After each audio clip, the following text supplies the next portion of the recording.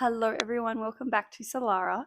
My name is Elise. I am an exercise physiology student, also a yoga and Pilates teacher. And today I'm going to be talking about why the future of health and wellness, in my opinion, is largely revolved around somatics. If you guys haven't heard of somatics or the Soma, somatics is the philosophy and practice of engaging with the senses to strengthen the connection between the body's tissues and the brain. My aim here with Solara is to bring people back to their inherent body's wisdom, which each and every one of you hold within you. So, discussing somatics, I want to preface that safety and nervous system regulation in my classes, but also in my videos, is number one priority.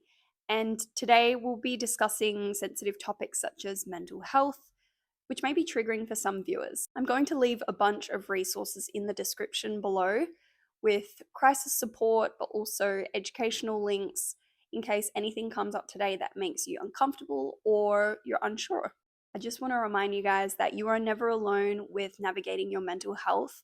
So if something comes up today and you need someone to talk to, find someone you know and trust and open up that conversation.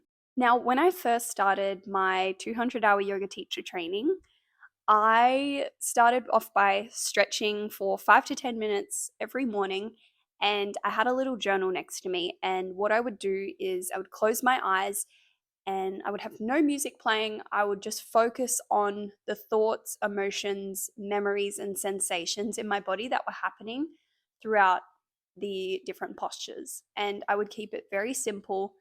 And little did I know that this was actually the start of practicing somatics or weaving somatics into my yoga practice. This eventually led to me pursuing some professional development, which was a 60-hour online certificate with Embody Lab. I'm going to leave their link in the description box as well. This was a somatic, it had quite a long name. It was Integrative Somatic Trauma Therapy Certificate. Yeah, that's what it was called. And this gave me quite a strong foundational understanding of the psychology and physiology of trauma, short and long-term effects. They were going into different therapy modalities, so things like art therapy, yoga therapy, talking therapy with a mental health professional, etc. And this is what fueled this spark in me to become more trauma aware in my practice, because being a yoga teacher, working with people, you're most likely going to be working with trauma,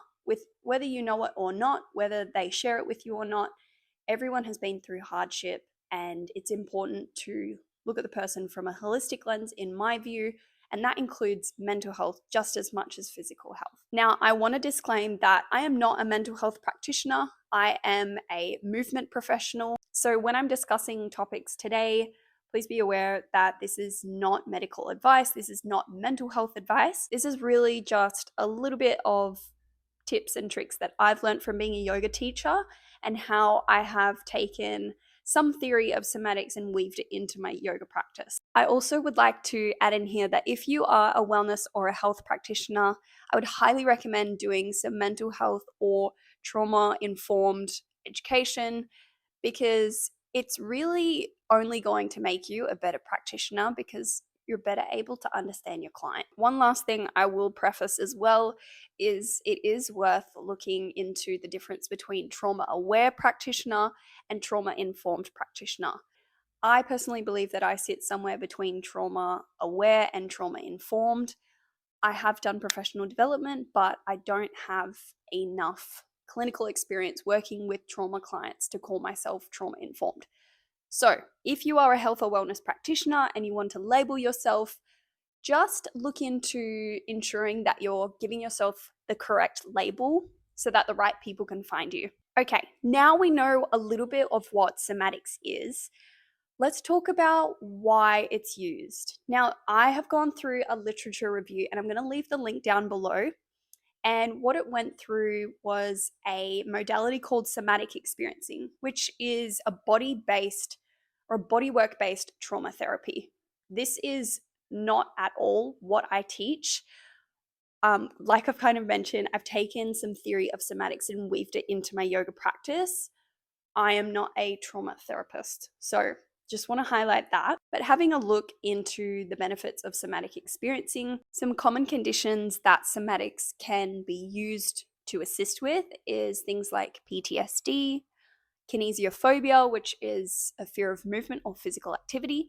We've also got pain symptoms, so things like chronic pain, and also commonly diagnosable mental health conditions such as depression and anxiety. Now, this research article was super interesting because there were profound benefits with physical, emotional, but also social quality of life through somatic experiencing, and improved sense of resilience, which is really important for physical health. I think it's really exciting reading about these things that were once quite taboo, but now knowing how strongly interconnected mental health is with physiological well-being, this can play such an important role with prevention of illness and disease in our population. And guys, prevention is the key.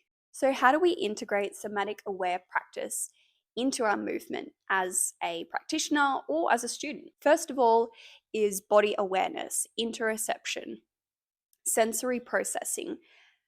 Emphasizing these cues into your program is essential for being somatic aware. So it's really just about bringing the person back to their body, bringing the person back to their own experience, their own sensations, their own physiological capacity at that moment in time, and just getting them to notice what's happening when you put them in their certain postures or exercises, movements, etc. The second thing is simple, easy to understand education on their nervous system and how to regulate. Things like breathing, things like staying present. Maybe you want to touch on the autonomic nervous system and how that plays a role with how they're currently moving. Adding a little fun fact in with your clients is a great way to get them to connect with their body and integrate learning. We actually learn easier if we're moving at the same time as well. So it's a good way to help them learn. And the third element is building capacity slowly. So we need safety before we need any sort of other intervention.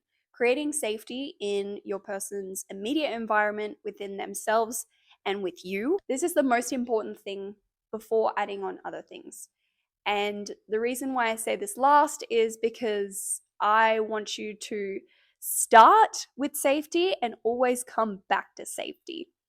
So it's like this positive roundabout merry-go-round wheel that doesn't stop. We're always emphasizing safety and checking in with how safe the person feels throughout multiple times of the class or practice. Now we're going to go into some practical tips on how to make your class or program more somatic friendly. And creating a somatically aware movement space for people ties in very closely to being sensory friendly. So this means dimming the lights, having incense or a diffuser going with essential oils. We've got calming, relaxing music that helps people feel safe and welcome. And everything is an invitation. So we're inviting our students to pick a space that feels good for them.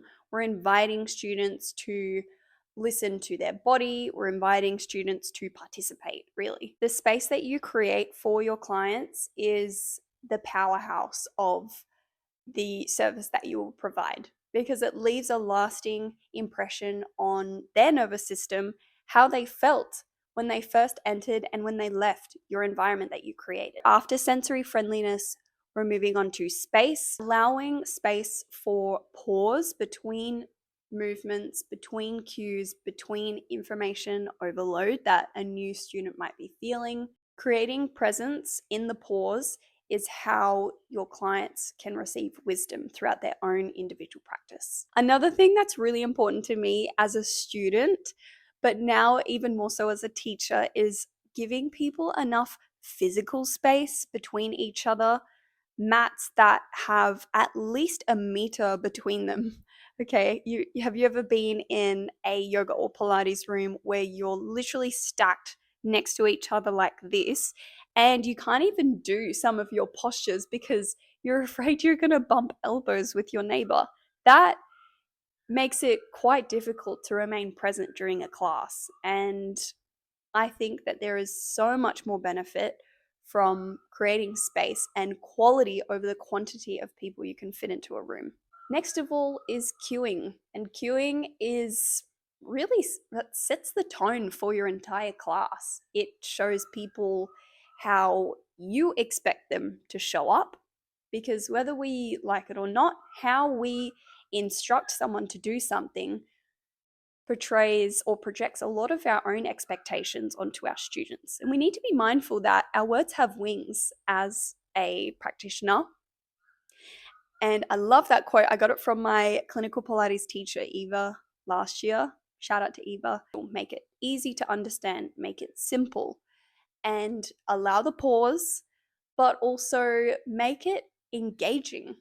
This is integrating kind of into the fourth point as well, which is voice. So, tone of voice, the pace of which you're speaking, and the kind of highs and lows that you go through to make your clients feel safe and engaged. But coming back to cueing, I think it's really important part of connecting to that somatic element, because you're really guiding your student on what they can be focusing on during their posture, during their exercise. Are they looking at a certain area of the room? Are they trying to notice a certain muscle or ligament opening or contracting? Are they meant to be focusing on the movement of their breath? Or maybe they're focusing on your theme of the class or an anecdote that you shared at the beginning of the movement session. Maybe they're focusing on an emotion. The words that you use are the anchor points for bringing students back to their presence. And having an introduction and an ending is very important. I'm still learning how to do this effectively and refining my introduction and finishing point, because it's really the tone on which how your students perceive the class. They're entering, how they maybe first perceive you if they haven't met you before, and also how they walk away feeling afterwards. The intro and the ending is very important, much like safety. I'm now going to move on to our somatic aware Matwork session. If you are not joining me on the mat, then thank you so much for engaging with this content. Let me know what you think. Let me know also if you are a movement professional yourself or any other sort of health or wellness practitioner.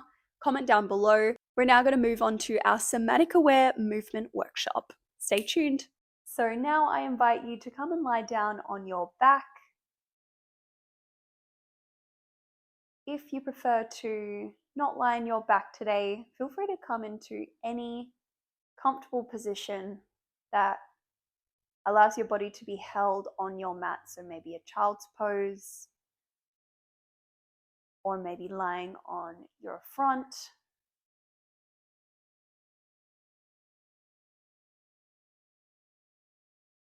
And we're slowly bringing your awareness towards the rise and fall of the rib cage. Noticing how the inhale and exhale expand and contract the ribs.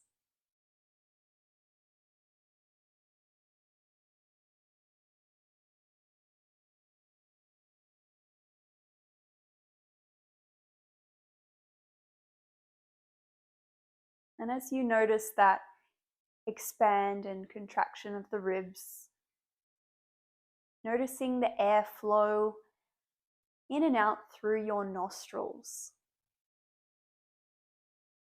effortlessly moving as you inhale and exhale.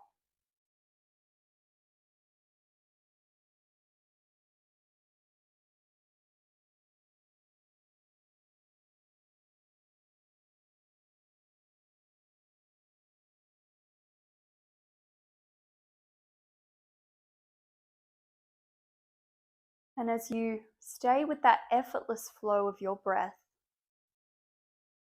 beginning to notice where your body is situated on your mat.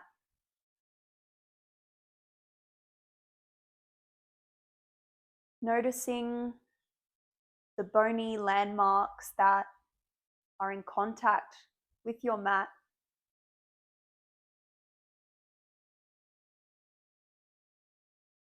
Grounding you to the earth.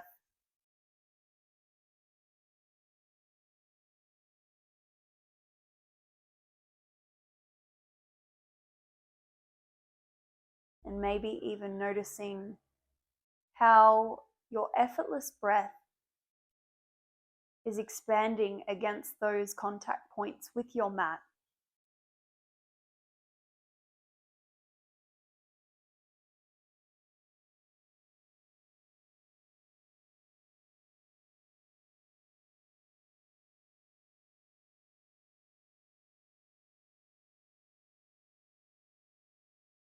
And reminding your breath that at this moment in time, you have nowhere else to be except here, with your body contacted with your mat.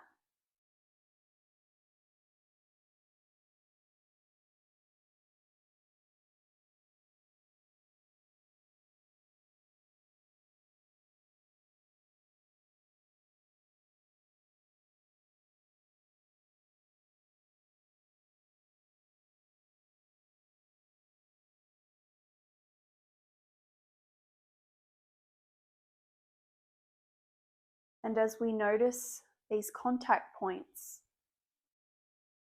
we're slowly going to check in with our body, starting from the head. And all we are doing is noticing, witnessing what's happening in our body's sensations. Starting at the crown of the head, in contact with the mat,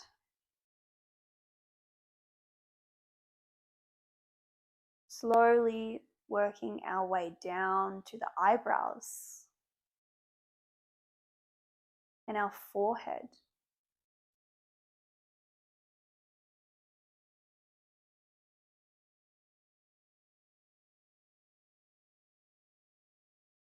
Keeping that breath flowing effortlessly in and out through the nose.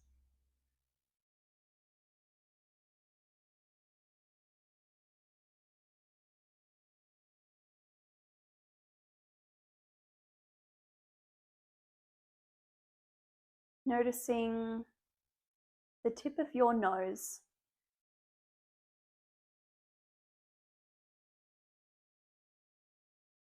Maybe you notice the air flowing in and out through the nostrils.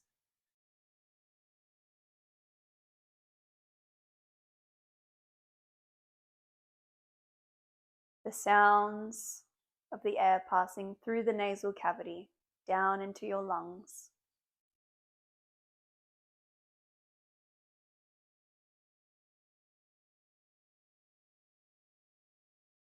Moving your way down the face to the cheekbones, which are closely connected to the jaw.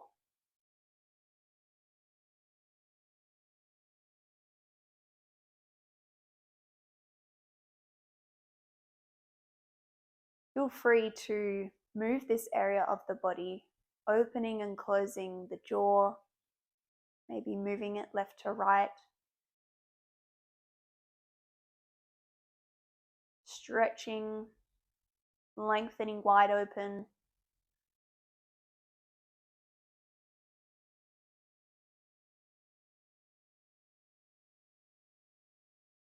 And then just noticing how the jaw is sitting on the face.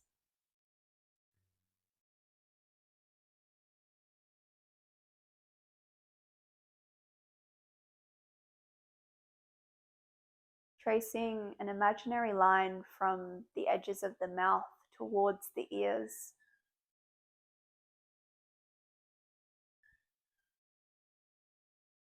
Just noticing how the jaw is sitting today.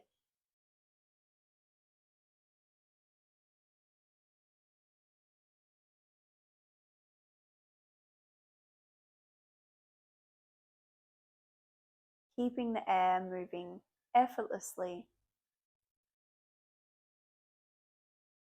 in and out through the nostrils, expanding through the ribs.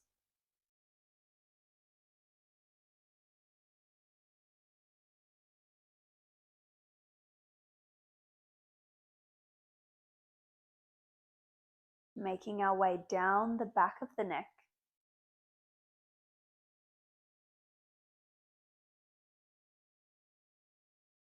notice how the cervical spine is currently holding the head.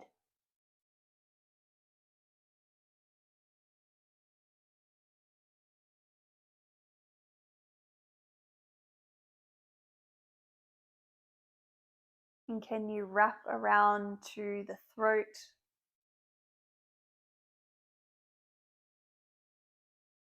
That wasn't the best cue.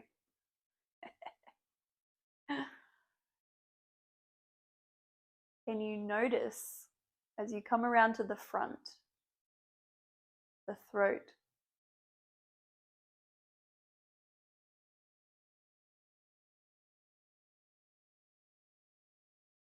witnessing that air moving in and out through the nostrils, down the throat, towards the lungs and the rib cage.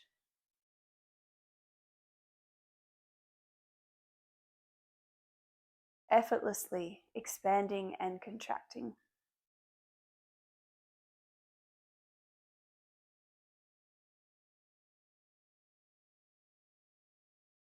And now we'll just stay with that expanding and contracting of the rib cage. And now I'd like you to focus specifically on your two bottom ribs on each side. So your lowest ribs of the body. Maybe placing your hands on top of them for some feedback and just noticing that expansion and contraction.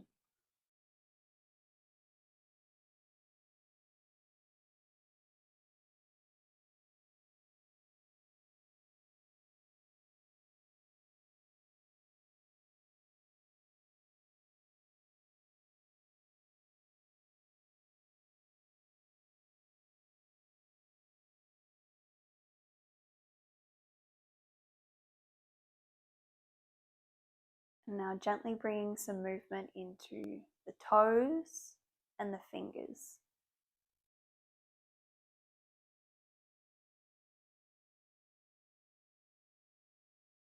Gently awakening the body back to the present environment where you're currently practicing. Noticing the sounds around you.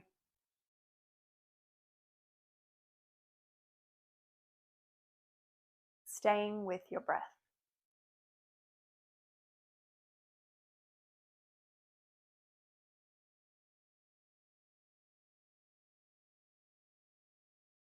And when you feel comfortable, blinking open the eyes.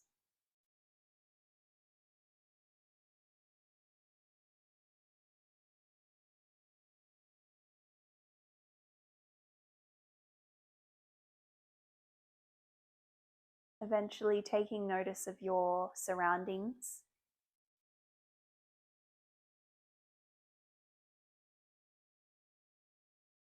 And remaining with your breath.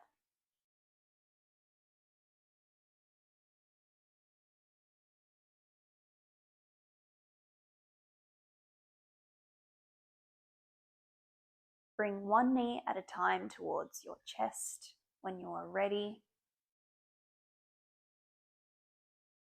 hugging the hands around the outside of the knees.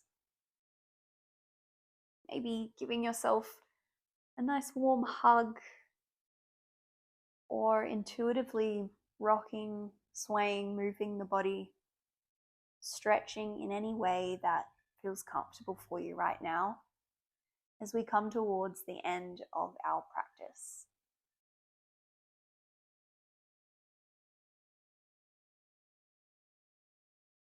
And I'm going to end it there, guys. So, I feel quite relaxed after that. That is a little snapshot of integrating somatic cueing into your yoga programming.